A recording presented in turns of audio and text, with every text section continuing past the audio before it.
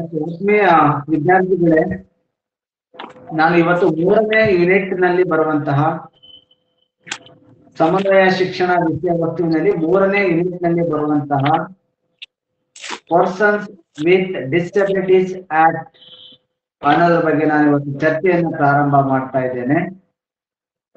ಇದು 3ನೇ ಯೂನಿಟ್. ಸದ್ಯಕ್ಕೆ 2 ಯೂನಿಟ್ನ ವಿಷಯಾಂಶಗಳು ಅಲ್ಲೇ ಇರಲಿ. ಒಂದು ಅಂಶ ಇದೆ, ಅದನ್ನ ನಂತರದಲ್ಲಿ ಚರ್ಚೆಯನ್ನು ಮಾಡ್ತೇನೆ. ಓಕೆ, ಮುಖ್ಯವಾಗಿ ಇಲ್ಲಿ ಪರ್ಸನ್ಸ್ ವಿತ್ ಡಿಸಬಿಲಿಟೀಸ್ ಆಕ್ಟ್ 1995 ಅನ್ನೋದು ಬಹಳಷ್ಟು ಮುಖ್ಯವಾದಂತಹ ಒಂದು ವಿಚಾರ. ಸಮನ್ವಯ ಶಿಕ್ಷಣದಲ್ಲಿ ಬರುವಂತಹ ಅತಿ ಮುಖ್ಯವಾದ ಒಂದು ಕಾಯ್ದೆ, ಅಂಗವೈಕಲ್ಯರ ಕಾಯ್ದೆ ಅಂತ ಹೇಳಿ ಕರೆಯುತ್ತಾರೆ ಇದನ್ನ. ಡಿಸಬಿಲಿಟಿ ಆಕ್ಟ್ ಅಂದ್ರೆ ಅಂಗವೈಕಲ್ಯತೆಯನ್ನು ಹೊಂದಿರುವಂತಹ ವ್ಯಕ್ತಿಗಳು ಅಥವಾ ಅಂಗವಿಕಲತೆಯ ಕಾಯ್ದೆ ಎಂದು ಕೂಡ ಕರೆಯುತ್ತಾರೆ. Okay, let us see what is the persons with disabilities act. ಹಾಗಂದ್ರೆ ಏನು ಅನ್ನೋದ್ರ ಬಗ್ಗೆ ಸ್ವಲ್ಪ ಚರ್ಚೆಯನ್ನು ಕೂಡ ಮಾಡೋಣ. Persons with disabilities act, what it means. Okay, ಸಾಮಾನ್ಯವಾಗಿ ಈ ಕಾಯ್ದೆ ಸುಮಾರು 14 ಅಧ್ಯಾಯಗಳು ಹಾಗೂ 74 ಪರಿಚ್ಛೇದಗಳನ್ನ ಒಳಗೊಂಡಿರುತ್ತದೆ. ಪ್ರತಿ ಪರಿಚ್ಛೇದಗಳು ಹಲವಾರು ಉಪ ಅಂಶಗಳಿಂದ ಕೂಡಿದೆ.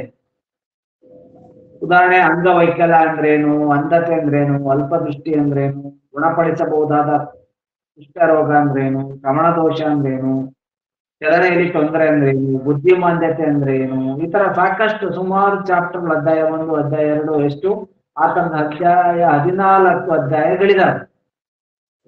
ಆದ್ರೆ ಅವುಗಳನ್ನೆಲ್ಲವನ್ನು ಕೂಡ ಚರ್ಚೆ ಮಾಡೋ ಅಗತ್ಯತೆಗೆ ಹೋಗಲ್ಲ. ಪ್ರಮುಖವಾಗಿ ನಿಮ್ಮ ಸಿಲೆಬಸ್ಗಿರುವಂತಹ ಕೆಲವೊಂದು ವಿಷಯಗಳನ್ನ ಮಾತ್ರ ನಾವು ಚರ್ಚೆ ಮಾಡುವಂತಹ ಪ್ರಯತ್ನವನ್ನ ಮಾಡುತ್ತೇವೆ. Person with disabilities means a person suffering from not less than 40% of any disability as certified by a medical authority. ಹಾಗಾದ್ರೆ ಸಾಮಾನ್ಯವಾಗಿ ಇಲ್ಲಿ ನಾವು ಎಲ್ಲರೂ ಚರ್ಚೆ ಮಾಡುವ ದೃಷ್ಟಿಯಲ್ಲಿ ಬಂದಾಗ ಯಾವುದೇ ಒಬ್ಬ ಅಂಗವೈಕಲ್ಯತೆ ಅಂದ್ರೆ ಏನು ಅಂತ ಬಂದಾಗ, ಒಬ್ಬ ವ್ಯಕ್ತಿ 40%ಕ್ಕಿಂತ ಕಡಿಮೆ ಸಾಮರ್ಥ್ಯವನ್ನು ಹೊಂದಿದ್ರೆ ಅಥವಾ 40%ಕ್ಕಿಂತ ನ್ಯೂನತೆಯನ್ನ ಹೊಂದಿದ್ರೆ ಆ ವ್ಯಕ್ತಿಯನ್ನ ಸಾಮಾನ್ಯವಾಗಿ ಅಸಮರ್ಥರು ಎಂದು ವ್ಯಾಖ್ಯಾನಿಸ್ತಾರೆ. ಇಲ್ಲಿ ಮುಖ್ಯವಾಗಿ ಈ ಪರ್ಸನ್ ವಿತ್ ಡಿಸಬಿಲಿಟಿ ಆಕ್ಟ್ ಅನ್ನುವಂಥದ್ದು 1995 ಅಲ್ಲಿ ಪಾಸ್ ಆಗುತ್ತೆ. ಲೋಕಸಭೆಯಿಂದ, ರಾಜ್ಯ ಸಭೆ ಮತ್ತು ಲೋಕಸಭೆ ಎರಡೂ ಅಂತರಗಳಲ್ಲೂ ಕೂಡ ಅದು ಜಾರಿಯಾಗುತ್ತೆ ಅಥವಾ ಹೊರಹೊಮ್ಮುತ್ತೆ ಅಂತ ಕೂಡ ಹೇಳ್ಬೋದು. ಆ ಹಿನ್ನೆಲೆಯಲ್ಲಿ ಈ ಒಂದು ಪ್ರಯತ್ನವನ್ನು ಕೂಡ ನಾವಿಲ್ಲಿ ಮಾಡ್ಲಿಕ್ಕೆ ಸಾಧ್ಯತೆ ಆಗುತ್ತೆ. ಓಕೆ, ಹಾಗಾಗಿ ಪರ್ಸನ್ ವಿತ್ ಡಿಸಬಿಲಿಟಿ ಆಕ್ಟ್ ಅನ್ನುವಂಥದ್ದು ಇವತ್ತಿನ ದಿನಗಳಲ್ಲಿ ಬಹಳಷ್ಟು ಅತಿ ಮುಖ್ಯವಾಗಿರುವಂತ ಒಂದು ಅಂಶ ಅಂತ ನಾವಾದ್ರೂ ಕೂಡ ಭಾವಿಸೋಣ. ಚರ್ಚೆಗೆ ಬರುವಂತ ಒಂದು ಅಂಶಗಳು. ಓಕೆ, ಆ ಹಿನ್ನೆಲೆಯಲ್ಲಿ ನಾವು ಇದನ್ನ ಚರ್ಚೆಯನ್ನು ಮಾಡುವಂತ ಪ್ರಯತ್ನವನ್ನ ಮಾಡ್ತೇವೆ. ಆತ್ಮೀಯ ವಿದ್ಯಾರ್ಥಿಗಳೇ, ಇದಕ್ಕೆ ಸಂಬಂಧ ಕೆಲವು ವಿವರಗಳನ್ನು ಕೂಡ ತಿಳಿಯುವಂತ ಪ್ರಯತ್ನವನ್ನ ನಾವಿಲ್ಲಿ ಮಾಡಬೇಕಾಗತ್ತೆ. ಆ ಹಿನ್ನೆಲೆಯಲ್ಲಿ ಸಾಕಷ್ಟು ದೃಷ್ಟಿಯಿಂದ ಇರುವಂತಹ ವ್ಯಕ್ತಿಗಳು ಅಥವಾ ವಿವಿಧ ನ್ಯೂನತೆ ಇರುವಂತಹ ವ್ಯಕ್ತಿಗಳನ್ನ ನೀವು ಹಿಂದಿನ ತರಗತಿಯಲ್ಲಿ ತಾವೆಲ್ಲರೂ ಕೂಡ ತಿಳ್ಕೊಂಡಿದ್ದೀವಿ. ಹಾಗೆ ಇವತ್ತಿನ ತರಗತಿಯಲ್ಲಿ ಕೂಡ ನಾವು ಈ ಅಂಗವೈಕಲ್ಯತೆ ಅಂದ್ರೆ ಏನು ಎಂಬ ವಿಚಾರವನ್ನು ತಿಳಿಯುವ ಅಗತ್ಯತೆಯೂ ಕೂಡ ಇದೆ. ಮೊದಲನೇದಾಗಿ ನೋಡೋಣ, ನಾವು ಯಾರನ್ನ ಅಂಗವಿಕಲತೆ ಎಂದು ಕರೆಯುತ್ತೇವೆ ಅನ್ನೋ ದೃಷ್ಟಿಯಲ್ಲಿ ಇದನ್ನು ವ್ಯಾಖ್ಯಾನ ಮಾಡುವಂತ ಪ್ರಯತ್ನವನ್ನ ಮಾಡೋಣ.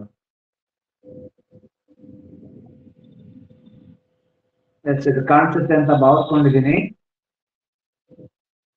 ಇಲ್ಲಿ ಅಂಗವೈಕಲ್ಯ ಕಾಯ್ದೆಯೊಂದಿಗೆ ವ್ಯಕ್ತಿಗಳು 1995. ಸಾಮಾನ್ಯವಾಗಿ ಇಲ್ಲಿ ವಿಕಲಾಂಗ ವ್ಯಕ್ತಿ ಅಂದ್ರೆ ವೈದ್ಯಕೀಯ ಪ್ರಾಧಿಕಾರದಿಂದ ಪ್ರಮಾಣೀಕರಿಸಲ್ಪಟ್ಟ ಯಾವುದೇ ಅಂಗವೈಕಲ್ಯದ 40% ಕಡಿಮೆ ಇಲ್ಲದ ವ್ಯಕ್ತಿ. Person with disabilities means a person suffering from lot less than 40% of any disability as certified by a medical authority. ಸಾಮಾನ್ಯ ಈ ದೃಷ್ಟಿಯಲ್ಲೆಲ್ಲ ಕೂಡ ನಾವು ವ್ಯಾಖ್ಯಾನ ಮಾಡುವಂತ ಪ್ರಯತ್ನ ಮಾಡಿದಾಗ ಅವೆಲ್ಲ ಈ ಅಂಶಗಳನ್ನೇ ಒಳಗೊಂಡಿರುವಂತ ಪ್ರಯತ್ನ ಕೂಡ ಆಗುತ್ತೆ. ಕಾಣ್ತಾ ಇದೆಯಾ ಭಾಗ್ಯಶ್ರೀ? ಹಾ ಸರ್.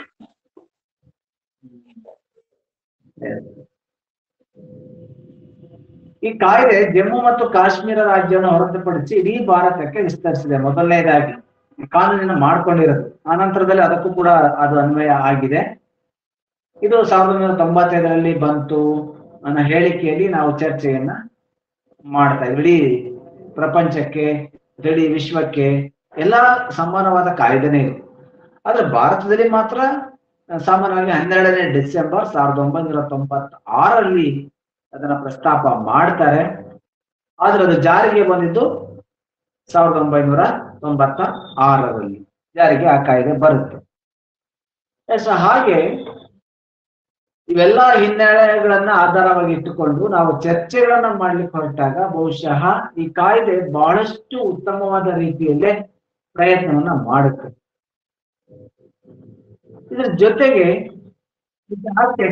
ಈಕ್ವಲ್ ಆಪರ್ಚುನಿಟೀಸ್ ಈ ತರದ ನಿಯಮ ಅಥವಾ ಈ ಒಂದು ಆಕ್ಟ್ ಏನ್ ಮಾಡುತ್ತೆ, ಸಮಾನವಾದ ಅವಕಾಶಗಳನ್ನ ವಿದ್ಯಾರ್ಥಿಗಳಿಗೆ ಅಥವಾ ಆ ತರದ ವ್ಯಕ್ತಿಗಳಿಗೆ ವರ್ಗಾವಣೆ ಮಾಡುವಂತ ಪ್ರಯತ್ನವನ್ನ ಮಾಡುತ್ತೆ. Protection of right and complete, ಸುರಕ್ಷತೆ ಮತ್ತು ಸಂಪೂರ್ಣವಾಗಿ ಇನ್ವಾಲ್ವ್ ಆಗುವಂತಹ ವ್ಯಕ್ತಿಗಳ ಜೊತೆ ಈ ಕಾನೂನು ವ್ಯವಹರಿಸುವಂತ ಪ್ರಯತ್ನವನ್ನ ಮಾಡುತ್ತೆ. In this act, responsibilities are assigned to central and state government, local corporation, and municipalities to provide the service and facilities and equal opportunities to disabled persons, so that he or she may also prove himself as a productive citizen. ಸಾಮಾನ್ಯವಾಗಿ ಯಾವುದೇ ವ್ಯಕ್ತಿಯಾಗಿರ್ಲಿ, ಅವರು ತಮ್ಮ ದಿನನಿತ್ಯದ ಜೀವನವನ್ನ ಸರಿದೂಗಿಸ್ಕೊಳ್ಬೇಕಾದ್ರೆ ಬಹಳಷ್ಟು ರೀತಿಯಾದ ಉತ್ತಮವಾದ ಪ್ರಯತ್ನವನ್ನ ಅವರು ಮಾಡಬೇಕಾಗುತ್ತೆ. ಆ ಹಿನ್ನೆಲೆಯಲ್ಲಿ ಈ ಒಂದು ಕಾಯ್ದೆ ಬಹಳ ಉತ್ತಮವಾದ ಪ್ರಯತ್ನ ಮಾಡುತ್ತದೆ. ಸಾಮಾನ್ಯವಾಗಿ ಇತ್ತೀಚಿನ ದಿನಗಳವರೆಗೆ ಈ ತರದ ವಿಶೇಷ ಕಾಯ್ದೆಗಳು ಇರಲಿಲ್ಲ. ಹಾಗಾಗಿ ಮಾನಸಿಕ ಅಸ್ಪಷ್ಟತೆ ಇವರೆಲ್ಲರೂ ಅಂಗವಿಕಲರೆಂದು ಕರೆಸಿಕೊಳ್ಳುವಂತ ಸಂದರ್ಭ ಬಂದಾಗ ಇದಕ್ಕೆ ಸಂಬಂಧಪಟ್ಟಂತ ಅನೇಕ ಕಾಯ್ದೆಗಳನ್ನ ಸರ್ಕಾರ ಜಾರಿಗೆ ತರುವಂತಹ ಪ್ರಯತ್ನವನ್ನು ಕೂಡ ಮಾಡ್ತಾ ಬಂದಿತ್ತು. ಅದರ ಜೊತೆಯಾಗಿ ಇವತ್ತು ನಮ್ಮ ದೇಶದಲ್ಲಿ ಅಥವಾ ಅದಕ್ಕೆ ಸಂಬಂಧಪಟ್ಟಂತ ಅನೇಕ ಅಂಶಗಳಲ್ಲಿ ಸಾಕಷ್ಟು ವಿಪರೀತವಾದ ವರ್ತನೆಗಳು ಕೂಡ ಬದಲಾವಣೆಗಳಾಗಿ ಮಾರ್ಪಡ್ತಾ ಬಂದಿದೆ. ಓಕೆ, ಅವುಗಳಲ್ಲಿ ಮುಖ್ಯವಾಗಿ ನಾವು ಇವತ್ತು what are the aims and objectives of the act ಅನ್ನೋದನ್ನ ಸ್ವಲ್ಪ ತಿಳಿಯುವಂತ ಪ್ರಯತ್ನವನ್ನ ಮಾಡೋಣ. ಏನಿದೆ ಕಾನೂನಿನಲ್ಲಿ, ಪರ್ಸನ್ ವಿತ್ ಡಿಸಬಿಲಿಟೀಸ್ ಆಕ್ಟ್ ನ ಉದ್ದೇಶಗಳು ಏನು, aims and objectives of the act. ಮೊದಲನೇದಾಗಿ, to spell out the responsibility of the state towards the prevention of the disabilities. ಸಾಮಾನ್ಯವಾಗಿ ಈ ಅಸಮರ್ಥತಾ ಸಾಮರ್ಥ್ಯಗಳನ್ನ ಮುಖ್ಯವಾಗಿ ರಕ್ಷಣೆ ಮಾಡುವ ಜವಾಬ್ದಾರಿಯನ್ನ ಹೊಂದುವುದು, ಅವರ ಹಕ್ಕುಗಳನ್ನ, ಅವರ ವೈದ್ಯಕೀಯ ವೆಚ್ಚಗಳನ್ನ, ಅವರ ಶಿಕ್ಷಣವನ್ನ, ಅವರಿಗೆ ನೀಡುವ ತರಬೇತಿಯನ್ನ, ಅವರ ಉದ್ಯೋಗಗಳನ್ನ ಮತ್ತು ಅವರ ಪುನರ್ವಸತಿ ಕೌಶಲ್ಯಗಳನ್ನ, ಪುನರ್ವಸತಿ ಜವಾಬ್ದಾರಿಗಳನ್ನ ಆ ಮಕ್ಕಳು ಪ್ರತಿಪಾದನೆ ಮಾಡುವಂತ ಪ್ರಯತ್ನವನ್ನ ಮಾಡಬೇಕು. ಇನ್ನು ಎರಡನೇ ಉದ್ದೇಶ ಏನು? To create a barrier free environment for those childrens. ಸಾಮಾನ್ಯವಾಗಿ ಎರಡನೇ ಉದ್ದೇಶ, ಈ ಆಕ್ಟ್ ನ ಉದ್ದೇಶವೇನಪ್ಪಾ ಅಂದ್ರೆ ಮುಕ್ತವಾದ ಪರಿಸರವನ್ನ ಒದಗಿಸಿಕೊಡುವಂತಹ ಪ್ರಯತ್ನ.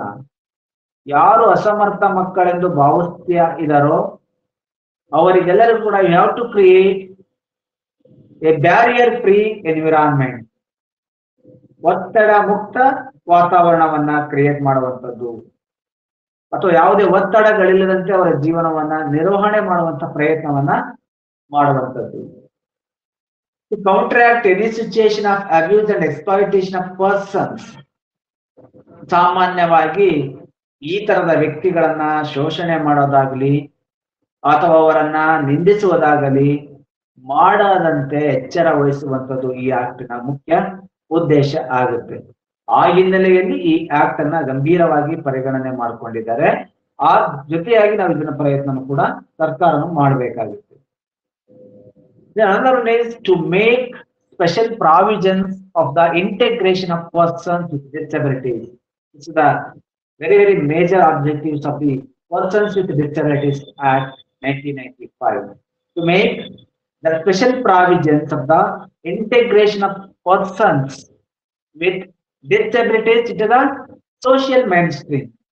ಸಾಮಾನ್ಯವಾಗಿ ಈ ತರ ಅಸಮರ್ಥತೆ ಇರುವಂತಹ ಮಕ್ಕಳೆಲ್ಲರನ್ನು ಕೂಡ ಒಂದು ಗುಂಪು ಅಂತೇಳಿ ಆ ಗುಂಪಿನೆಡೆ ಅಥವಾ ಮುಖ್ಯವಾಹಿನಿಗೆ ತರುವಂತಹ ಪ್ರಯತ್ನ, ಅದರ ಉದ್ದೇಶನೂ ಕೂಡ ಅಷ್ಟು ಸ್ಪಷ್ಟವಾಗಿರುವಂತದ್ದು ಮತ್ತು ಎಲ್ಲರಿಗೂ ಕೂಡ ಬಹಳ ಉಪಯೋಗವಾಗಿರುವಂತದ್ದು. These are some of the major objectives of the Disabilities Act. Okay, let us see what are the main provisions of the Act. What are the main features of the Act, or what are the main important points regarding to we have to consider in this disability. ಹಾಗಾದ್ರೆ ನಾವು ಇವತ್ತು ಮುಖ್ಯವಾಗಿ ಈ ತರದ ವಿದ್ಯಾರ್ಥಿಗಳನ್ನ ಆಧಾರವಾಗಿಟ್ಟುಕೊಂಡು ಯಾವ ತರದ ಸನ್ನಿವೇಶಗಳನ್ನ ದೃಷ್ಟಿಯಲ್ಲಿ ಇಟ್ಕೊಂಡು ಅಧ್ಯಯನ ಮಾಡಬೇಕಾಗುತ್ತೆ. First provision is prevention and early detection of disability. The second thing is education. Third thing is employment. The fourth one is non-discrimination. The fifth one is research and manpower development. The seventh one is affirmative action. The last one is the social security. Social security. Okay, here the main provisions of the Act are prevention and early detection of the disability. ಸಾಮಾನ್ಯವಾಗಿ ನಾವು ನೀವುಗಳೆಲ್ಲ ಚರ್ಚೆ ಮಾಡ್ಲಿಕ್ಕೆ ಹೊರಟಂತ ಈ ಕಾನೂನಿನ ವಿಶೇಷ ಲಕ್ಷಣಗಳಿಗೇನು, ಯಾವ ವಿಶೇಷವಾದ ಲಕ್ಷಣಗಳನ್ನ ಈ ಕಾಯ್ದೆ ಒಳಗೊಂಡಿದೆ ಎನ್ನುವ ನಿಟ್ಟಿನಲ್ಲಿ ಚರ್ಚೆಯನ್ನ ಮಾಡ್ಲಿಕ್ಕೆ ಹೊರಟಾಗ ಬಹುಶಃ ನಮಗೆ ಅನೇಕ ರೀತಿಯ ಪ್ರಯತ್ನಗಳು ಈ ಕಾನೂನಿನಿಂದ ನಮ್ಗೆ ಸಿಗುತ್ತೆ ಅಥವಾ ಈ ನಿಬಂಧನೆಯಿಂದ ಸಿಗುತ್ತೆ. ಹಾಗಾಗಿ ಸಮಾನ ಈಕ್ವಲ್ ಆಪರ್ಚುನಿಟಿ ಇರ್ಬೋದು, ಪ್ರೊಟೆಕ್ಷನ್ ಆಫ್ ರೈಟ್ಸ್ ಇರ್ಬೋದು, ಮತ್ತು ಸಹಭಾಗಿತ್ವ ಇರ್ಬೋದು, ಗುರಿ ಮತ್ತೆ ಉದ್ದೇಶಗಳೆಲ್ಲವೂ ಕೂಡ ಇರ್ಬೋದು. ಆ ಹಿನ್ನೆಲೆಯಲ್ಲಿ ಇವೆಲ್ಲವನ್ನು ಕೂಡ ಚರ್ಚೆ ಮಾಡುವಂತಹ ಪ್ರಯತ್ನವನ್ನ ನಾವು ಮಾಡಬೇಕಾಗುತ್ತೆ. Okay, the main important topic are main provisions of the act are, ಸಾಮಾನ್ಯವಾಗಿ ಇವೆಲ್ಲ ಲಕ್ಷಣಗಳಲ್ಲಿ ಅತಿ ಮುಖ್ಯ ಅಂತ ನಾವು ಭಾವಿಸೋದಕ್ಕೆ ತೊಡಕೊಂಡಾಗ prevention and early detection of the disability is the main provision of the Act. ಅಂಗವೈಕಲ್ಯದ ತಡೆಗಟ್ಟುವಿಕೆ ಮತ್ತು ಆರಂಭಿಕ ಪತ್ತೆ ಹಚ್ಚುವುದು. The second thing is education, to provide education for the disabled children, to provide employment opportunities for the disabled children, and we have to maintain non-discrimination in the group of the disability, and we have to conduct the more research in this area. ಸಾಮಾನ್ಯವಾಗಿ ಅಂಗವೈಕಲ್ಯದ ತಡೆಗಟ್ಟುವಿಕೆ ಮತ್ತು ಆರಂಭಿಕ ಪತ್ತೆ ಅಂತ ಹೇಳ್ತಾ ಇದೀವಿ. ಜೊತೆಗೆ ಶಿಕ್ಷಣವನ್ನ ಪೂರೈಕೆ ಮಾಡುವಂಥದ್ದು, ಅವರಿಗೆ ತಾರತಮ್ಯ ರಹಿತವಾಗಿ ನೋಡ್ಕೊಳ್ಳುವಂಥದ್ದು, ರಿಸರ್ಚ್ ಮತ್ತು ಮಾನವ ಶಕ್ತಿಯ ಅಭಿವೃದ್ಧಿಯನ್ನು ಕೈಗೊಳ್ಳುವಂಥದ್ದು, ಸಾಮಾಜಿಕ ಭದ್ರತೆಯನ್ನ ಒದಗಿಸುವುದು. ಈ 1995ರ ಆಕ್ಟ್ ನಲ್ಲಿ ಕೊಟ್ಟಿರುವಂತಹ ಪ್ರಮುಖ ಅಂಶಗಳು ಇವನ್ನೆಲ್ಲ ನೀವು ಪಟ್ಟಿ ಮಾಡಬಹುದು ಬೇಕಾದ್ರೆ. 1995ರ ಪರ್ಸನ್ ವಿತ್ ಡಿಸಬಿಲಿಟಿ ಆಕ್ಟ್ ಯಾವ ಮುಖ್ಯವಾದ ಗುಣಲಕ್ಷಣಗಳನ್ನ ಅಥವಾ ಯಾವ ಅಂಶಗಳನ್ನ ಆಧಾರವಾಗಿಟ್ಟುಕೊಂಡು ಅಸ್ತಿತ್ವಕ್ಕೆ ಬಂದಿದೆ ಅಂದ್ರೆ ಆರಂಭಿಕವಾಗಿ ಅಸಮರ್ಥತೆಯನ್ನು ಪತ್ತೆ ಹಚ್ಚುವುದು, ಶಿಕ್ಷಣ, ಉದ್ಯೋಗ, ತಾರತಮ್ಯ ರಹಿತ ಭಾವನೆ, ಸಂಶೋಧನೆ ಮತ್ತು ಮಾನವ ಶಕ್ತಿ ಅಭಿವೃದ್ಧಿಪಡಿಸೋದು, ಸಾಮಾಜಿಕ ಭದ್ರತೆ. ಇವಿಷ್ಟು ಅಂಶಗಳು ಈ ಆಕ್ಟ್ ನ ಮುಖ್ಯ ಅಂಶಗಳಾಗಿ ನಮ್ಮೆಲ್ಲರ ಗಮನವನ್ನು ಸೆಳೆಯುವಂತ ಪ್ರಯತ್ನವನ್ನ ಮಾಡುತ್ತೆ. ಆ ಹಿನ್ನೆಲೆಯಲ್ಲಿ ಇದಿಷ್ಟು ಅಂಶಗಳಿಗೆ ನಾವು ಹೆಚ್ಚಿನ ಗಮನವನ್ನು ಕೊಡುವಂತ ಸಾಧ್ಯತೆ ಇದೆ. ಇವೆಲ್ಲವನ್ನೂ ಕೂಡ 14 ಅಧ್ಯಾಯಗಳಲ್ಲಿ ಈ ಆಕ್ಟ್ ವಿವರಿಸ್ತಾ ಹೋಗುತ್ತೆ. ಇದಿಷ್ಟೇ ಕಡಿಮೆ ವಿಷಯ ಇಲ್ಲ, ಇದು ಸಾಕಷ್ಟು 14 ಪುಟಗಳಷ್ಟು ಸುಮಾರು 74 ಪರಿಚ್ಛೇದಗಳನ್ನ ಒಳಗೊಂಡಂತೆ ಈ ವಿವರಗಳನ್ನ ನಾವು ಬೇರೆ ಬೇರೆ ರೀತಿಯಲ್ಲಿ ಕೂಡ ನೋಡುವಂತ ಪ್ರಯತ್ನವನ್ನ ಮಾಡ್ತೇವೆ. ಅಥವಾ ಪ್ರತಿ ಪರಿಚ್ಛೇದಗಳು ಕೂಡ ಹಲವಾರು ಉಪ ಅಂಶಗಳಿಂದ ಕೂಡಿರುವಂತ ಪ್ರಯತ್ನವನ್ನ ಮಾಡಿದೆ. ಮೊದಲನೇ ಅಧ್ಯಾಯದಲ್ಲಿ ಅಂಗವಿಕಲತೆ ಬಗ್ಗೆ ವ್ಯಾಖ್ಯಾನವನ್ನ ಮಾಡ್ತಾರೆ. 2ನೇ ಅಧ್ಯಾಯದಲ್ಲಿ ಅದರ ಸಮಿತಿ ಬಗ್ಗೆ ವ್ಯಾಖ್ಯಾನಿಸ್ತಾರೆ. 3ನೇ ಅಧ್ಯಾಯದಲ್ಲಿ ರಾಜ್ಯ ಸರ್ಕಾರದ ಸಮಿತಿ ಬಗ್ಗೆ ವ್ಯಾಖ್ಯಾನವನ್ನ ನೀಡುತ್ತಾರೆ. 4ನೇ ಅಧ್ಯಾಯದಲ್ಲಿ ಬಾಲ್ಯಾವಸ್ಥೆಯಲ್ಲಿ ಆ ಅಂಗವಿಕಲತೆಯ ಗುರುತದ ಬಗ್ಗೆ ವಿವರಣೆಯನ್ನ ಕೊಡ್ತಾರೆ. 5ನೇ ಅಧ್ಯಾಯದಲ್ಲಿ ಅವರ ಶಿಕ್ಷಣದ ಬಗ್ಗೆ ವಿವರಣೆಯನ್ನ ಕೊಡ್ತಾರೆ. 6ನೇ ಅಧ್ಯಾಯದಲ್ಲಿ ಅವರ ಉದ್ಯೋಗಾವಕಾಶದ ಬಗ್ಗೆ ವಿವರಣೆಯನ್ನ ಕೊಡ್ತಾರೆ. 7ನೇದಲ್ಲಿ ಕೋಆಪರೇಟಿವ್ ಲರ್ನಿಂಗ್ ಸ್ಟ್ರಾಟಜಿ ಬಗ್ಗೆ ವಿವರಣೆಯನ್ನ ನೀಡುತ್ತಾರೆ. 8ನೇ ಅಧ್ಯಾಯದಲ್ಲಿ ಮೂಲಭೂತ ಸೌಕರ್ಯಗಳ ಪೂರೈಕೆ ಬಗ್ಗೆ ವಿವರಣೆಯನ್ನು ನೀಡುತ್ತಾರೆ. ಅಧ್ಯಾಯ 9ರಲ್ಲಿ ಅವರಿಗೆ ಸಂಬಂಧಪಟ್ಟಂತಹ ಸಂಶೋಧನೆ ಮತ್ತು ಮಾನವ ಶಕ್ತಿ ಅಭಿವೃದ್ಧಿ ಬಗ್ಗೆ ವಿವರಣೆಯನ್ನ ನೀಡುತ್ತಾರೆ. 10ನೇ ಅಧ್ಯಾಯದಲ್ಲಿ NGO, the role of NGO regarding to disable person, ಅದರ ಬಗ್ಗೆ ವಿವರಣೆಯನ್ನ ನೀಡುತ್ತಾರೆ. 11ನೇ ಅಧ್ಯಾಯದಲ್ಲಿ ತೀವ್ರ ಅಂಗವಿಕಲತೆ ಇರುವ ವ್ಯಕ್ತಿಗಳಿಗೆ ಇರುವಂತಹ ವಿದ್ಯಾಸಂಸ್ಥೆಗಳ ಬಗ್ಗೆ ವಿವರಣೆಯನ್ನ ನೀಡುತ್ತದೆ. ಬಹಳಷ್ಟು ಸಿವಿಯರ್ ಆಗಿರುವಂತಹ ಡಿಸಬಿಲಿಟಿ ಬಗ್ಗೆ ವಿವರಣೆಯನ್ನ ಕೊಡುವಂತ ಪ್ರಯತ್ನವನ್ನ ಮಾಡ್ತಾರೆ. 12ನೇ ಅಧ್ಯಾಯದಲ್ಲಿ ಇವರಿಗೆ ಸಂಬಂಧಪಟ್ಟಂತಹ ಇಲಾಖೆಗಳ ಬಗ್ಗೆ ವಿವರಣೆಯನ್ನ ನೀಡುತ್ತಾರೆ. 13ನೇ ಅಧ್ಯಾಯದಲ್ಲಿ ಸೋಷಿಯಲ್ ಸೆಕ್ಯೂರಿಟಿ ಬಗ್ಗೆ ವಿವರಣೆಯನ್ನ ನೀಡ್ತಾರೆ. ಹಾಗೂ 14ನೇ ಅಧ್ಯಾಯದಲ್ಲಿ ಅಂಗವಿಕಲರ ಬಗೆಗೆ ಇರುವಂತಹ ಇತರೆ ಕಾರ್ಯಗಳ ಬಗೆಗೆ ಅಧ್ಯಯನವನ್ನ ನೀಡುವಂತಹ ಪ್ರಯತ್ನವನ್ನ ಮಾಡ್ತಾರೆ. This is all about the detailed information of the Disability or Disability Act of 1995. ನಾವು ಇಲ್ಲಿಯವರೆಗೆ ಚರ್ಚೆ ಮಾಡಿದಂತ ವಿಚಾರಗಳು, ಅಧ್ಯಾಯಗಳೇನಿದಾವಲ್ಲ, ಎಲ್ಲವೂ ಕೂಡ ಆ ಮಕ್ಕಳಿಗೆ ಮುಖ್ಯವಾಗಿ ತಮ್ಮ ಸಾಮರ್ಥ್ಯಗಳನ್ನ ಬಲಪಡಿಸುವ ದೃಷ್ಟಿಯಲ್ಲಿ ಇರುವಂತಹ ಪ್ರಯತ್ನಗಳಷ್ಟೇ. ಆ ಹಿನ್ನೆಲೆಯಲ್ಲಿ ನಾವು ಇವೆಲ್ಲ ಅಂಶಗಳನ್ನು ಕೂಡ ಚರ್ಚೆ ಮಾಡೋದಕ್ಕೆ ಸಾಧ್ಯತೆ ಇದೆ. ಓಕೆ, ಅದರ ಜೊತೆಯಲ್ಲಿ ನಾವೀಗ ಮತ್ತೊಂದು ಅತಿ ಮುಖ್ಯವಾದ ವಿಚಾರಕ್ಕೆ ಬರುವಂತ ಪ್ರಯತ್ನವನ್ನ ಮಾಡೋಣ. ಅದೇನಂದ್ರೆ, ಯಾವ ಕಾನೂನುಗಳು ಆ ಮಕ್ಕಳಿಗೆ ಮುಖ್ಯ ಅಂತ ಅನಿಸ್ಕೊಳ್ಳುತ್ತೆ ಅನ್ನೋದ್ರ ಬಗ್ಗೆ ಚರ್ಚೆಯನ್ನು ಮಾಡುವಂತ ಪ್ರಯತ್ನ ಕೂಡ ನಾವೀಗ ಮಾಡೋಣ. ಪರ್ಸನ್ಸ್ ವಿತ್ ಡಿಸಬಿಲಿಟೀಸ್ ಆಕ್ಟ್ 1995 ಅಲ್ಲಿ ಮೊದಲನೇ ಅಂಶದ ಬಗ್ಗೆ ನಾವು ಚರ್ಚೆ ಮಾಡೋದಾದ್ರೆ prevention and early detection of disability. 5-6 ಅಂಶಗಳನ್ನ ನೋಡಿದ್ವಲ್ವಾ, ಅದರಲ್ಲಿ ಮೊದಲನೇ ಅಂಶದಲ್ಲಿ ಏನ್ ತಿಳ್ಕೊಳ್ಳಕ್ ಸಾಧ್ಯತೆ ಆಗುತ್ತೆ, ಯಾವ ವಿಚಾರಕ್ಕೆ ಇದು ಪ್ರಯತ್ನವನ್ನ ನೀಡುತ್ತೆ ಅನ್ನೋದ್ರ ಬಗ್ಗೆನೂ ಕೂಡ ನಾವು ಚರ್ಚೆಯನ್ನ ಮಾಡೋಣ. ಪರ್ಸನ್ ವಿತ್ ಡಿಸಬಿಲಿಟೀಸ್ ಆಕ್ಟ್ 1995 ನಲ್ಲಿ prevention and early detection of disability undertake ಸರ್ವೆಗಳನ್ನ ಮಾಡ್ಕೊಳ್ಳುವಂಥದ್ದು, ಇನ್ವೆಸ್ಟಿಗೇಷನ್ ಮಾಡುವಂಥದ್ದು, ಸಂಶೋಧನೆಯನ್ನ ಮಾಡುವಂಥದ್ದು ಮತ್ತು ಇದಕ್ಕೆ ಸಂಬಂಧಪಟ್ಟಂತ ಕಾನ್ಫರೆನ್ಸ್ ಗಳನ್ನ ಮಾಡಿ ಅಸಮರ್ಥತೆಯನ್ನ ಪತ್ತೆ ಹಚ್ಚಬೇಕು. 2ನೇದು, ಅಸಮರ್ಥತೆ ತಡೆಗಟ್ಟಲು ವಿವಿಧ ರೀತಿಯ ವಿಧಾನಗಳನ್ನು ಅನುಸರಣೆ ಮಾಡಬೇಕು. 3ನೇದಾಗಿ, ಈ ತರದ ಪ್ರಾಥಮಿಕ ಹಂತದಲ್ಲಿಯೇ ಇರುವಂತಹ ಅಸಮರ್ಥತೆ ಪತ್ತೆ ಹಚ್ಚಲು ಪ್ರಾಥಮಿಕ ಆರೋಗ್ಯ ಕೇಂದ್ರಗಳಲ್ಲಿ ಆ ತರದ ಸಿಬ್ಬಂದಿಗಳನ್ನ ನೇಮಕ ಮಾಡುವಂಥದ್ದು. 4ನೇದು, ಸಾಮಾನ್ಯವಾಗಿ ಜನನ ಪೂರ್ವಕ್ಕಿಂತ ಮತ್ತು ಜನನ ನಂತರ ಉಂಟಾಗುವಂತಹ ಅಸಮರ್ಥತೆಗೆ ಕಾರಣಗಳನ್ನ ಪತ್ತೆ ಹಚ್ಚಿ ಅವುಗಳಿಗೆ ಸುರಕ್ಷಾ ಮಾರ್ಗಗಳನ್ನ ಕಂಡುಕೊಳ್ಳುವಂಥದ್ದು. ಜೊತೆಗೆ 5ನೇದು, educate the public through the pre school. ಇಲ್ಲಿ ಬಹಳಷ್ಟು ಮಕ್ಕಳಿಗೆ ಅಸಮರ್ಥತೆ ಬಗ್ಗೆ ಸಮಸ್ಯೆಗಳೇ ಗೊತ್ತಾಗೋದಿಲ್ಲ. ಹಾಗಾಗಿ ನಾವೇನ್ ಮಾಡ್ಬೇಕಾಗತ್ತೆ, ಆ ಮಕ್ಕಳಿಗೆ ನರ್ಸರಿ ಶಾಲೆಯಿಂದ ಅಥವಾ ಪ್ರೈಮರಿ ಶಾಲೆಗಳಿಂದ ಅಥವಾ ಆರೋಗ್ಯ ಕೇಂದ್ರಗಳಿಂದ ಈ ತರದ ಮಕ್ಕಳಿಗೆ ಸೂಕ್ತವಾಗಿರುವಂತಹ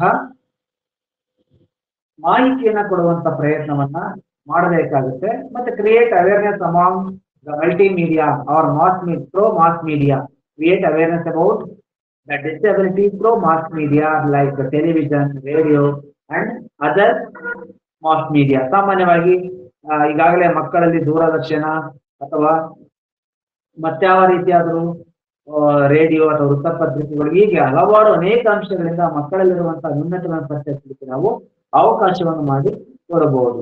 second thing is the education. Persons with disability act mainly regarding to, that is the main provisions for the education. Okay, what are the main provisions for education by Disabilities Act 1995? ಹಾಗಾದ್ರೆ ಶಿಕ್ಷಣ ಯಾವ ರೀತಿಯಾಗಿರುವಂತಹ ಅವಕಾಶಗಳನ್ನ ಕೊಟ್ಟಿದೆ? Promoting the integration of the student with disabilities in normal school. ಸಾಮಾನ್ಯ ಶಾಲೆಗಳಲ್ಲಿಯೂ ಕೂಡ ಆ ತರದ ಅಸಮರ್ಥ ಇರುವ ಮಕ್ಕಳನ್ನ ಸಮನ್ವಯಗೊಳಿಸುವಂತ ಪ್ರಕ್ರಿಯೆಯನ್ನು ಮಾಡಿದೆ. Then second one is promoting setting up of the special schools in a government and private sector. ಅದಕ್ಕೋಸ್ಕರ ಪ್ರತ್ಯೇಕವಾದ ಶಾಲೆಗಳನ್ನು ಕೂಡ ಪ್ರಾರಂಭ ಮಾಡಿರೋದನ್ನು ಕೂಡ ನೋಡ್ತೇವೆ. ಸರ್ಕಾರಿ ಶಾಲೆಗಳಿದೆ, ಇವತ್ತು ಖಾಸಗಿ ಶಾಲೆಗಳು ಕೂಡ ಇದೆ. ಕಂಡಕ್ಟಿಂಗ್ ಪಾರ್ಟ್ ಟೈಮ್ ಕ್ಲಾಸಸ್, ಸಾಮಾನ್ಯವಾಗಿ ಪಾರ್ಟ್ ಟೈಮ್ ಕ್ಲಾಸಸ್ ಅನ್ನು ಕೂಡ ಆ ಮಕ್ಕಳಿಗೆ ತರಗತಿಯ ಸಂದರ್ಭದಲ್ಲಿ ಮಾಡುವಂತ ಪ್ರಕ್ರಿಯೆಯನ್ನು ಕೂಡ ಇವತ್ತು ನೋಡ್ತಾ ಇದ್ದೇವೆ. Imparting education through open school or open university, conducting class and discussion through interactive electronic or other media. This is also very, very important concept regarding to education. Conducting class and discussion through interactive electronic and other media. ಸಾಮಾನ್ಯವಾಗಿ ವಿದ್ಯಾರ್ಥಿಗಳು ಪತ್ತೆ ಹಚ್ಚುವಂತಹ ಕೆಲವು ಕಾರ್ಯಕ್ರಮಗಳನ್ನ ನಾವು ಇವತ್ತು ಸಂವಹನ ಮಾಡೋದಕ್ಕೋಸ್ಕರ ಆಧುನಿಕ ರೀತಿಯಾಗಿರುವಂತಹ ಪ್ರಯತ್ನಗಳನ್ನ ಮಾಡ್ತಾ ಇರೋದು ಕೂಡ ಎಲ್ಲರ ಗಮನಕ್ಕೂ ಕೂಡ ಬಂದಿದೆ. ಆ ಹಿನ್ನೆಲೆಯಲ್ಲಿ ಇವತ್ತು ಈ ತರದ ಪ್ರಯತ್ನಗಳು ಕೂಡ ಆಗ್ಬೇಕಾಗಿದೆ. ಹಾಗಾಗಿ ಮಕ್ಕಳ ಶಿಕ್ಷಣ ಮತ್ತು ಸಮಸ್ಯೆಗಳಿಗೆ ಸಂಬಂಧಪಟ್ಟಂತಹ ಪ್ರಯತ್ನಗಳು ಕೂಡ ಇವತ್ತು ಆಗ್ಬೇಕು. ಇವೆಲ್ಲ ಮುಖ್ಯ ಅವಕಾಶಗಳು. 1995ರ ಆಕ್ಟ್ ಶಿಕ್ಷಣದಲ್ಲಿ ಕೊಟ್ಟಿರುವಂತಹ ಅವಕಾಶಗಳು. ಆ ದೃಷ್ಟಿಯಲ್ಲಿ ನಾವು ಅಷ್ಟೊಂದು ಪ್ರಯತ್ನವಾಗಿ ಮಾಡಬೇಕಾಗುತ್ತೆ. ಸಾಮಾನ್ಯವಾಗಿ 5ನೇ ತರಗತಿಯ ಶಿಕ್ಷಣವನ್ನ ಪೂರ್ಣಗೊಳಿಸಿದ ನಂತರ ಕೆಲವು ವಿದ್ಯಾರ್ಥಿಗಳು ಏನ್ ಮಾಡ್ತಾರೆ, ಅಸಮರ್ಥತೆಯ ಕಾರಣಕ್ಕಾಗಿ ಅವರು ಶಾಲೆಗೆ ಹೋಗ್ಲಿಕ್ಕೆ ಸಾಧ್ಯನೇ ಆಗಲ್ಲ. ಹಾಗಾಗಿ ಆ ಮಕ್ಕಳು ವಂಚಿತರಾಗ್ತಾ ಇರ್ತಾರೆ ಕೆಲವೊಮ್ಮೆ. ಆ ದೃಷ್ಟಿಯಿಂದ ನಾವೇನ್ ಮಾಡ್ಬೇಕು, ಆ ತರದ ಮಕ್ಕಳಿಗೆ ಸಾಮಾನ್ಯವಾಗಿ ಅರೆಕಾಲಿಕ ತರಗತಿಗಳನ್ನು ನಡೆಸುವಂತ ಪ್ರಯತ್ನ ಮಾಡಬೇಕು. ನಂತರ ತೆರೆದ ಶಾಲೆಗಳು ಅಥವಾ ಮುಕ್ತ ವಿಶ್ವವಿದ್ಯಾಲಯಗಳ ಮೂಲಕ ಶಿಕ್ಷಣ ನೀಡೋದು. Imparting education through open school or open university. Then conducting class and discussion through interactive electronic or other media. ಸಾಮಾನ್ಯವಾಗಿ ಈ ಸಂವಾದಾತ್ಮಕ ಎಲೆಕ್ಟ್ರಾನಿಕ್ ಅಥವಾ ಇತರ ಮಾಧ್ಯಮಗಳ ಮೂಲಕ ಈ ತರಗತಿಗಳನ್ನ ನಡೆಸುವಂತದ್ದು, ಚರ್ಚೆಗಳನ್ನ ಮಾಡುವಂಥದ್ದು ಕೂಡ ಇಲ್ಲಿ ಮಾಡಬೇಕಾಗುತ್ತೆ. ಜೊತೆಗೆ ಅಂಗವೈಕಲ್ಯ ಹೊಂದಿರುವಂತಹ ಪ್ರತಿ ಮಗುವಿಗೆ ಅವರ ಶಿಕ್ಷಣಕ್ಕೆ ಅಗತ್ಯವಾದ ವಿಶೇಷ ಪುಸ್ತಕಗಳು ಮತ್ತು ಸಲಕರಣೆಗಳನ್ನ ಉಚಿತವಾಗಿ ನೀಡುವಂತಹ ವ್ಯವಸ್ಥೆಯನ್ನ ಮಾಡೋದ್ರಿಂದ ಏನಾಗುತ್ತೆ, ವಿದ್ಯಾರ್ಥಿಗಳಲ್ಲಿ ಅತಿ ಮುಖ್ಯವಾಗಿರುವಂತಹ ಪ್ರಯತ್ನಗಳು ಕೂಡ ಬೆಳಲಿಕ್ಕೆ ಸಾಧ್ಯತೆ ಆಗುತ್ತೆ. ಆ ಹಿನ್ನೆಲೆಯಲ್ಲಿ ಇಷ್ಟೆಲ್ಲಾ ಪ್ರಯತ್ನಗಳು ಕೂಡ ನಡೀಬೇಕು. ಇದರ್ all some of the major concepts regarding to the education. Another one is employment, ಉದ್ಯೋಗ ಅವಕಾಶಗಳು. ಈ ತರದ ವಿದ್ಯಾರ್ಥಿಗಳಿಗೆ ಯಾವ ರೀತಿಯಾಗಿರುವಂತಹ ಉದ್ಯೋಗ ಅವಕಾಶಗಳನ್ನ ಸರ್ಕಾರ ನಿಗದಿ ಮಾಡಿದೆ. The appropriate government to identify post in government establishment which can be reserved for disabled persons and review the list of posts at periodic intervals not exceedingly 3 years. ಸಾಮಾನ್ಯವಾಗಿ 3 ವರ್ಷಕ್ಕಿಂತ ಹೆಚ್ಚು ಆ ತರದ ಮಕ್ಕಳಿಗೆ ಹೆಚ್ಚಿನ ಅವಕಾಶಗಳನ್ನ ನಿಗದಿ ಮಾಡಿಕೊಳ್ಳದೆ 3 ವರ್ಷದೊಳಗೆ ಆ ತರದ ಎಲ್ಲಾ ವಿದ್ಯಾರ್ಥಿಗಳು ಕೂಡ ಉದ್ಯೋಗ ದೊರೆಯಬೇಕು ಅನ್ನುವಂಥದ್ದು ಇದೆ. At least 3% of vacancies in every government establishment are to be reserved for persons with disabilities, out of which 1% each shall be reserved for persons suffering from blindness or low vision, and other 2% for persons with hearing impairment, but the central government may exempt any establishment from the above requirement. The nature of the work or in such establishment is such that disabled persons are unable to work in such established cases. ಸಾಮಾನ್ಯವಾಗಿ ನಾವು ಇದನ್ನ ಉದ್ಯೋಗದಲ್ಲೇ ಒಂದು chapter ಇದೆ ಅಂತ ನಾನು ನಿಮ್ಗೆ ಹೇಳ್ತಾ ಇದ್ದೆ, ಉದ್ಯೋಗ ಅವಕಾಶಗಳೇ. ಇಲ್ಲಿ ಏನ್ ಮಾಡುತ್ತೆ, ಸರ್ಕಾರ ತನ್ನಲ್ಲಿ ಖಾಲಿ ಇರುವ ಹುದ್ದೆಗಳ ಭರ್ತಿಗೆ ಅವಕಾಶ ಮಾಡಿಕೊಡಬೇಕು. ಅದರಿಂದ ಸರ್ಕಾರದಿಂದ ಅನುದಾನ ಪಡೆಯುವ ಶಿಕ್ಷಣ ಸಂಸ್ಥೆಗಳಲ್ಲಿ 3% ಸೀಟುಗಳನ್ನ ಮೀಸಲಿಡಬೇಕು. ಯಾರೇ ಆಗಲಿ ಅಲ್ಲಿ ರಿಸರ್ವೇಶನ್ ಫಾರ್ ಡಿಸಬಿಲಿಟಿ 3%, ಅಟ್ಲೀಸ್ಟ್ 3%. ಅದರಲ್ಲಿ ಅಲ್ಪದೃಷ್ಟಿ ಉಳ್ಳವರಿಗೆ 1%, ಶ್ರವಣ ದೋಷ ಉಳ್ಳವರಿಗೆ 1%, ಮತ್ತೆ ಚಲನೆಯಲ್ಲಿ ತೊಂದರೆ ಇದ್ದವರಿಗೆ 1% ಅನ್ನು ನೀಡಬೇಕು. ಇಲ್ಲಿ ಅಂಗವಿಕಲರಿಗಿದ್ದ ಸ್ಥಾನ ಯಾವುದಾದ್ರೂ ಒಂದು ವರ್ಷದಲ್ಲಿ ತೆರವಾದ ಜಾಗದ ಭರ್ತಿಯಾಗದಿದ್ರೆ ಅದನ್ನು ಮುಂದಿನ ವರ್ಷ ಕಾಯ್ದಿರಿಸಬೇಕು. ಅದನ್ನು ಅಂಗವಿಕಲರಿಗೆ ಅವಕಾಶ ಮಾಡಿ ಕೊಡಬೇಕು. ಜೊತೆಗೆ ವಿಶೇಷ ಉದ್ಯೋಗ ವಿನಿಮಯ ಕೇಂದ್ರಗಳನ್ನು ಕೂಡ ಇವರಿಗೆ ಸ್ಥಾಪಿಸಬೇಕು. ನೋಡಿ ಎಷ್ಟು ಅವಕಾಶಗಳನ್ನ ಸರ್ಕಾರ ಕೊಡ್ತಿದೆ ಈ ತರದ ವಿದ್ಯಾರ್ಥಿಗಳಿಗೆ. ವಿಶೇಷ ಅವಕಾಶಗಳನ್ನು ಕೂಡ ಆ ತರದ ವಿದ್ಯಾರ್ಥಿಗಳಿಗೆ ಅವಕಾಶ ಮಾಡಿ ಕೊಡಬೇಕು ಅಂತ ಹೇಳುತ್ತೆ. ಆ ಹಿನ್ನೆಲೆಯಲ್ಲಿ ಸಾಕಷ್ಟು ರೀತಿಯಲ್ಲಿ ಉದ್ಯೋಗದ ಅವಕಾಶಗಳು ಅಥವಾ ಕಲ್ಪನೆಗಳು ಹೆಚ್ಚು ಸೂಕ್ತವಾಗಿ ಈ ತರದ ವಿದ್ಯಾರ್ಥಿಗಳು ಕೂಡ ಶಿಕ್ಷಣ ಪಡೆಯಲಿಕ್ಕೆ ಸಾಧ್ಯತೆ ಆಗುತ್ತೆ ಅನ್ನುವಂಥ ಭಾವನೆಯಲ್ಲಿ ಪ್ರತಿಯೊಬ್ಬರಿಗೂ ಕೂಡ ಉದ್ಯೋಗದ ಅವಕಾಶವನ್ನ ಮಾಡಿ ಕೊಡುವಂತ ವ್ಯವಸ್ಥೆಯನ್ನ ಇಲ್ಲಿ ಮಾಡಬೇಕು. ಹಾಗಾಗಿ ಉದ್ಯೋಗದ ದೃಷ್ಟಿಯಲ್ಲಿ ಇವೆಲ್ಲವೂ ಕೂಡ ಅತಿ ಮುಖ್ಯನೇ ಎಂಬುದು ನನ್ನ ಭಾವನೆ. ಇದಿಷ್ಟು ಕೂಡ ಉದ್ಯೋಗದ ಅಂಶಗಳಿಗಿರುವಂತಹ ಅಂಶಗಳು. ಹಾಗಾದ್ರೆ ಮತ್ತೊಂದು ಅಂಶ ಇದರಲ್ಲಿ ಬರುವಂತದ್ದು, ಅವಕಾಶ ಕೊಟ್ಟಿರುವಂತದ್ದು ಆಕ್ಟ್ನಲ್ಲಿ ಯಾವುದು ಅಂದ್ರೆ that is the non discrimination. ಆ ಅಧ್ಯಾಯದಲ್ಲಿ ಕೂಡ ಇದೆ. ವರ್ಣ ತಾರತಮ್ಯ ಅಂತ ಹೇಳ್ತೀವಲ್ವ ನಾವು, ಅಥವಾ ಭೇದ ಭಾವ ಅಂತ ಹೇಳ್ತೀವಿ, ಅದನ್ನ ಮಾಡದೆ ಇರುವಂತದ್ದು, ತಾರತಮ್ಯ ಮಾಡದೆ ಇರುವಂತದ್ದು. ಅಡಾಪ್ಟ್ ರೈಲ್ ಕಂಪಾರ್ಟ್ಮೆಂಟ್ ವರ್ಸಸ್, ಹಾಗೆ ವಿದ್ಯಾರ್ಥಿಗಳು ಓಡಾಡಲಿಕ್ಕೆ ಬೇಕಾಗಿರುವಂತಹ ಅವಕಾಶಗಳನ್ನ ಒದಗಿಸಿಕೊಡೋದು ಸಾಮಾನ್ಯ ಅದರಲ್ಲಿ ಇರುತ್ತೆ. ಸಾಮಾನ್ಯ ದೃಷ್ಟಿಯಲ್ಲಿ ಬಂದಾಗ ಈ ತರದ ಮಕ್ಕಳು ಸಾಕಷ್ಟು ಉದಾಹರಣೆ ಮೂಲಭೂತ ಸೌಕರ್ಯಗಳ ಪೂರೈಕೆ ಮಾಡಿಕೊಡುವಂಥದ್ದು. Adapt rail compartment versus vessel aircraft such as the way as to permit easy access to such persons. Engrave the surface of the zebra crossing for the blind or persons with low vision. Devise appropriate symbols of disability. Provide warning signals and appropriate places. Provide ramps in public buildings. Provide braille symbols and auditory signs in elevators or lifts. Provide ramps in hospitals, primary health centers, and other medical care and exhibition and rehabilitation in the institution. ಸಾಮಾನ್ಯವಾಗಿ railway, bus, ವಿಮಾನಗಳಲ್ಲಿ ಸೂಕ್ತವಾದ ವ್ಯವಸ್ಥೆಗೆ ಅವಕಾಶವನ್ನು ಮಾಡಿಕೊಡುವಂತಹ ವ್ಯವಸ್ಥೆಯನ್ನ ಮಾಡಿಕೊಡ್ಬೇಕು. ಉದಾಹರಣೆ ರಸ್ತೆಯನ್ನ ದಾಟಬೇಕಾದ್ರೆ ಆ ತರದ ವ್ಯಕ್ತಿಗಳಿಗೆ ಸಂಬಂಧಪಟ್ಟಂತಹ ಅನೇಕ ರೀತಿಯಾಗಿರುವಂತಹ ಅಂಶಗಳನ್ನು ಕೂಡ ಒದಗಿಸಿಕೊಡುವಂತಹ ಪ್ರಯತ್ನವನ್ನ ಇಲ್ಲಿ ಮಾಡಬೇಕಾಗುತ್ತೆ. ಸಾರ್ವಜನಿಕ ವಲಯಗಳಲ್ಲಿ ಗಾಳಿ, ಕುರ್ಚಿ ಪೂರೈಕೆಯನ್ನು ಮಾಡುವಂಥದ್ದು, ದೈಹಿಕ ನ್ಯೂನತೆ ಇದ್ದವರು ಕಡಿಮೆ ಕೆಲಸ ಮಾಡ್ತಿದ್ದವರಿಗೆ ಹಿಂಬಡ್ತಿ ನೀಡುವಂತಿಲ್ಲ, ಮುಂಬಡ್ತಿನ ತಡೆಯುವಂತಿಲ್ಲ, ಶೌಚಾಲಯಗಳಲ್ಲಿ ಅವರಿಗೆ ತಕ್ಕ ಸೌಲಭ್ಯ ಇರುವಂತೆ ವ್ಯವಸ್ಥೆ ಮಾಡುವುದು, ನೋಡಲು ತೊಂದರೆ ಇರುವವರಿಗೆ ಸ್ಪರ್ಶವಾಗುವಂತ ಜೀಬ್ರಾ ಕ್ರಾಸಿಂಗ್ ನಿರ್ಮಿಸುವಂಥದ್ದು, ಎಲ್ಲವೂ ಕೂಡ ಬ್ರೈಲ್ ಸಿಂಬಲ್ಸ್ ಅನ್ನು ಕೊಡುವಂಥದ್ದು. ಓಕೆ, ಇವೆಲ್ಲವೂ ನಿಮಗೆ ಅಲ್ಲೆಲ್ಲ ಡಿಸ್ಪ್ಲೇ ಆಗ್ತದೆ. ಅವು ನಾನು ಈಗಾಗಲೇ ಕನ್ನಡ ಮಾಧ್ಯಮದ ವಿದ್ಯಾರ್ಥಿಗಳಿಗೆ ಹೇಳುವಂತ ಪ್ರಯತ್ನ ಮಾಡಿದ್ದೇನೆ. This is all about the non discrimination, the special provisions for the persons with disabilities Act. Okay, let us just move towards the another important aspect regarding to research and manpower development. ಸಂಶೋಧನೆ ಮತ್ತು ಮಾನವ ಸಂಪನ್ಮೂಲ ಅಭಿವೃದ್ಧಿ. ಇಲ್ಲಿ ಸಂಶೋಧನೆ ಮತ್ತು ಮಾನವ ಸಂಪನ್ಮೂಲ ಅಭಿವೃದ್ಧಿ ಈ ವರ್ಗದ ಒಳಿತಿಗಾಗಿ ಸಂಶೋಧನೆ ಮತ್ತು ವಿಕಾಸಕ್ಕೆ ಕ್ರಮಗಳನ್ನು ಕೈಗೊಳ್ಳಲು ಮತ್ತು ವಿಶ್ವವಿದ್ಯಾಲಯದಲ್ಲಿ ಸಂಶೋಧನೆ ಕೈಗೊಳ್ಳಲು ಹಣಕಾಸಿನ ನೆರವನ್ನ ನೀಡುವಂಥದ್ದು. Research and manpower development ಅಲ್ಲಿ ಬರುವಂತಹ ಇತರೆ ಅಂಶಗಳು ಅದಕ್ಕೆ ಸಂಬಂಧಪಟ್ಟಂತಹ ಮಾಹಿತಿ. Persons with disability act affirmative action. ಸಾಮಾನ್ಯವಾಗಿ ಇನ್ನುಳಿದ ಸರ್ಕಾರ ಕೈಗೊಂಡಿರುವಂತಹ ಸಕಾರಾತ್ಮಕ ಕಾರ್ಯಕ್ರಮಗಳು, ಅದಕ್ಕೆ ಸಂಬಂಧಪಟ್ಟಂತಹ ಕೆಲವೊಂದು ರೀತಿಯಾಗಿರುವಂತಹ ಅನುಕೂಲಗಳನ್ನು ಕೂಡ ಸರ್ಕಾರ ಮಾಡಿಕೊಡುತ್ತೆ. Special schemes are to be notified for the preferential allotment of land at Concessional rates for housing, setting up business, setting up a special recreational center, establishment of special schools, establishment of research centers, establishment of factories by entrepreneurs with disabilities. ನೋಡಿ ಇವೆಲ್ಲ ವಿಶೇಷ ಕೌಶಲ್ಯಗಳನ್ನ ಸೌಲಭ್ಯಗಳನ್ನ ಸರ್ಕಾರ ಮಾಡಿಕೊಡ್ಬೇಕು.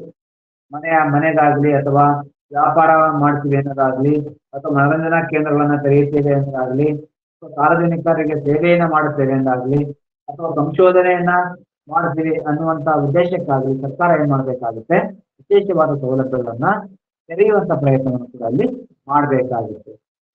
ಮತ್ತೆ social security, ಸಾಮಾಜಿಕ ಭದ್ರತೆ, financial assistance to non government for rehabilitation of persons with disability. ಸಾಮಾನ್ಯವಾಗಿ ಈ ತರದ ವಿದ್ಯಾರ್ಥಿಗಳಿಗೆ ಸಾಮಾಜಿಕ ಭದ್ರತೆ ಬಹಳಷ್ಟು ಮುಖ್ಯವಾದುದು. ಹಾಗಾಗಿ ಅಂಗವಿಕಲ ಮಕ್ಕಳಿಗೆ ನಿರುದ್ಯೋಗ ಭತ್ಯೆ ನೀಡಬೇಕು. ಫೈನಾನ್ಸಿಯಲ್ ಅಸಿಸ್ಟೆನ್ಸ್ ಅಂದ್ರೆ ಹಣಕಾಸಿನ ಸಹಾಯ ನೀಡುವಂತ ಪ್ರಯತ್ನ ಮಾಡಬೇಕು. ಅಂಗವಿಕಲ ಮಕ್ಕಳಿಗೆ ಪುನಶ್ಚೇತನ ಕಾರ್ಯಕ್ರಮ ಏರ್ಪಡಿಸಬೇಕು. ಪುನಶ್ಚೇತನ ಕಾರ್ಯಕ್ರಮ, ರಿಹ್ಯಾಬಿಲಿಟೇಷನ್, ಪುನರ್ವಸತಿ ಮತ್ತೆ ಪುನಶ್ಚೇತನ ಕಾರ್ಯಕ್ರಮಗಳು ಆ ಥರದ ಮಕ್ಕಳು ಕಲಿಯುವ ದೃಷ್ಟಿಯಲ್ಲಿ ಪ್ರಯತ್ನವನ್ನು ಮಾಡಬೇಕು. ಜೊತೆಗೆ ಎನ್ಜಿಒಗಳಿಗೆ ಆರ್ಥಿಕ ಸಹಕಾರ ನೀಡಬೇಕು. ಎನ್ಜಿಒ ಇವತ್ತು ಸಮಾಜದಲ್ಲಿ ಕೆಲಸವನ್ನ ಮಾಡ್ತಾ ಇದೆ, ಅವರಿಗೂ ಕೂಡ ಆರ್ಥಿಕ ಸಹಾಯವನ್ನು ನೀಡುವಂತ ಪ್ರಯತ್ನವನ್ನ ಮಾಡಬೇಕು. ಹಾಗಾದಾಗ ಮಾತ್ರ ಇದು ಸಾಧ್ಯತೆ ಆಗಲಿಕ್ಕೆ ಅನುಕೂಲ ಆಗುತ್ತೆ. These are all some of the major provisions for the Persons with Disabilities Act 1995. Okay, let us see what are the comprehensive schemes are to be prepared by the government. ಆದರೆ ಇದನ್ನ ಬಿಟ್ಟು ಈ ತರದ ಅಂಗವೈಕಲ್ಯ ಉಳ್ಳಂತಹ ವ್ಯಕ್ತಿಗಳಿಗೆ ಯಾವ ರೀತಿಯ ಕೌಶಲ್ಯಗಳನ್ನ ಸರ್ಕಾರ ನೀಡಿದೆ ಅನ್ನೋದ್ರ ಬಗ್ಗೆ ಕೂಡ ನಾವು ಚರ್ಚೆಯನ್ನ ಇಲ್ಲಿ ಮಾಡಬೇಕಾಗುತ್ತೆ.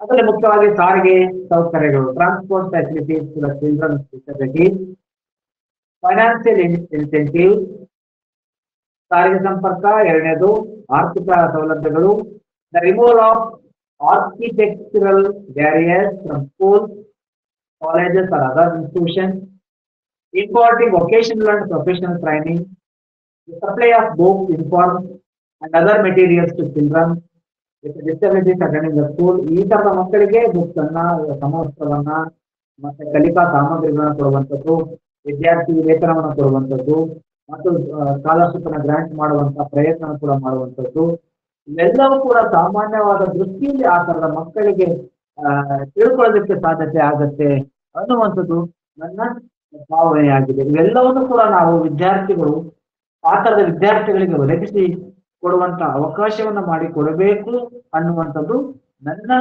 ಭಾವನೆಯಾಗುತ್ತೆ. ಈ ಹಿನ್ನೆಲೆಯಲ್ಲಿ ನಾವೆಲ್ಲರೂ ಕೂಡ ಆ ತರದ ವಿದ್ಯಾರ್ಥಿಗಳಿಗೆ ಚರ್ಚೆ ಮಾಡುವಂತಹ ಪ್ರಯತ್ನವನ್ನು ಕೂಡ ಇಲ್ಲಿ ಮಾಡಬೇಕಾಗುತ್ತೆ. These are all some of the major essential provisions for the Disability Act 1995.